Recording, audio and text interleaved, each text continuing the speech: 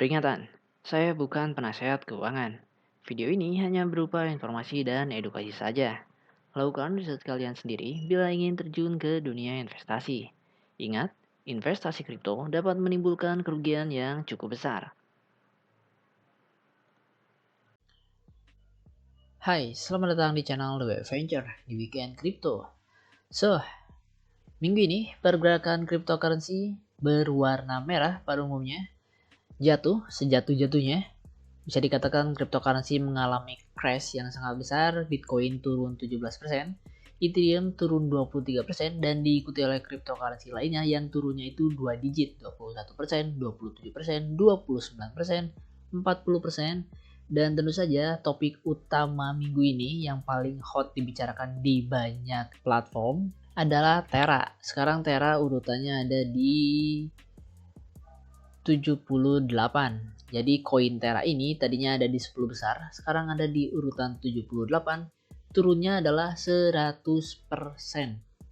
Jadi kalau kalian pernah deposit sebelumnya, mungkin minggu lalu, 2 minggu lalu, 1 tahun lalu, 2 tahun lalu kalian beli koin Terra dan masih punya koin Terra tersebut, berapapun kalian deposit, sekarang mendekati 0 rupiah yang kan kalian miliki hari ini.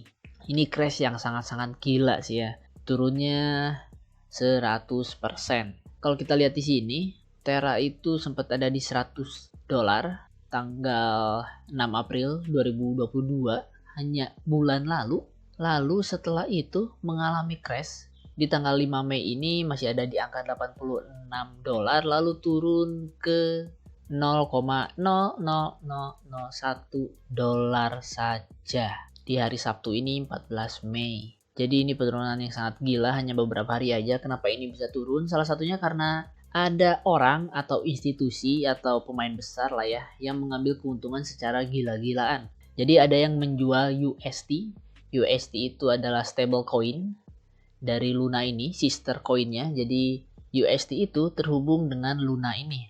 Dan ada orang yang menjual UST secara besar-besaran sehingga UST yang di backup oleh koin Luna ini crash. Harusnya stable coin itu ada di $1, tapi stable coin dari Luna ini malah turun di bawah $1, di mana koin UST ini dikontrol secara program oleh smart contract. Kalau terjadi apa-apa dengan UST mereka, stable coin mereka, maka ini pun akan berimpact pada Luna.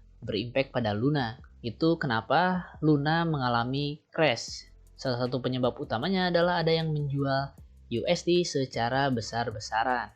Dan dikatakan beberapa analisa bahwa ini sangat terencana karena dijualnya itu stablecoinnya di jam-jam kosong, sewaktu perdagangan sepi. Jadi ya ini benar-benar suatu strategi panjang kayaknya di salah satu orang ini atau salah satu institusi ini yang ingin mengambil keuntungan dari Luna.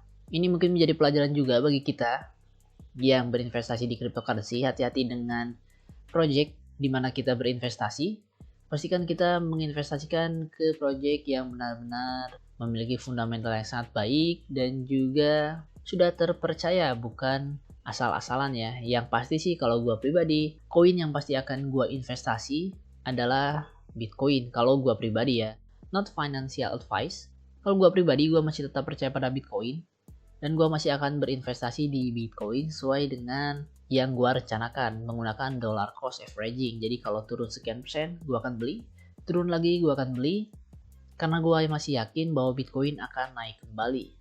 Bagi gue pribadi di dunia cryptocurrency ini, Bitcoin is the king ya. Bitcoin itu rajanya. Itu kenapa Bitcoin selalu di nomor 1. Dan kalau koin-koin altcoin silih berganti ya. Kalau kalian lihat 4 tahun lalu mundur lagi ke 8 tahun lalu, altcoin itu ganti-gantian siapa yang ada di 10 besarnya, kecuali Bitcoin. Jadi, itu adalah pelajaran bagi gua pribadi juga, bahwa harus lebih hati-hati lagi dalam berinvestasi di dunia cryptocurrency. Dan sekarang di Fear Greed Index itu sekarang ada di angka 9, sangat-sangat takut, extreme fear.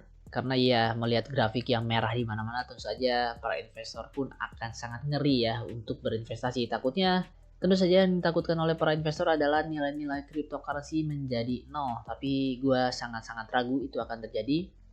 Masih banyak developer yang bekerja dalam cryptocurrency ini, dan masih banyak juga pemain-pemain besar di dalam cryptocurrency ini yang percaya bahwa cryptocurrency bisa menjadi hal yang baik di masa yang akan datang, terutama untuk mengatasi inflasi ya salah satunya, dan berbagai hal baik lainnya. Lalu kalau kita lihat di grafik dari Bitcoin, ini adalah gambar minggu lalu. Bitcoin setelah melakukan breakout lalu turun ke bawah, seperti yang gue bilang minggu lalu, yang kita harapkan adalah reversal. Tapi melihat dari secara keseluruhan cryptocurrency pada turun merah, gue ragu akan terjadi reversal untuk mencapai all time high yang baru di tahun ini. Dengan butuh volume yang sangat besar, tentu saja sangat sulit ya untuk Bitcoin kembali naik ke atas. Tapi untuk mencapai angka 40k ke sini, gue masih percaya itu bisa terjadi sebelum akan turun kembali. Tapi kita harus berhati-hati karena ya sekarang cryptocurrency benar-benar pergerakannya sangat liar bisa dibilang. Mungkin reversal bisa terjadi, tapi untuk mencapai ke angka denial di sini ke 47k, gua sekarang sudah mulai ragu. Walaupun secara chart yang kita lihat ini kemungkinan itu masih mungkin terjadi. Tapi secara garis besar, secara market cryptocurrency pada umumnya, ini menjadi sangat sulit terjadi kalau kekacauan ini nggak segera terkendali ya. Secara garis besar, gue masih yakin bahwa Bitcoin di masa yang akan datang akan naik kembali. Tapi untuk sekarang, gue akan bersabar melihat pergerakan cryptocurrency. Dan gue pribadi, gue sudah punya plan juga, gue udah punya pending order juga untuk Bitcoin bila Bitcoin turun lagi. Tapi kayaknya minggu depan mungkin akan ada sedikit recovery. Mungkin Bitcoin akan naik dikit, cryptocurrency lainnya pun akan naik dikit. Dan ya, kita akan lihat apa yang akan terjadi setelah itu. Jadi ya, ini adalah pelajaran yang sangat berharga bagi kita, bagi gua pribadi, dalam mengikuti cryptocurrency, bahwa kita harus berhati-hati, terutama dalam mengikuti altcoin ya, koin-koin selain Bitcoin. Dan gua pribadi, kalau gua berinvestasi, gua tidak menggunakan uang utama gua, jadi gua menginvestasikan uang yang emang gua udah siap investasi, udah siap hilang ya. Jadi walaupun hilang, it's okay, karena emang udah siap gue untuk kehilangan uang tersebut, resiko dari investasi.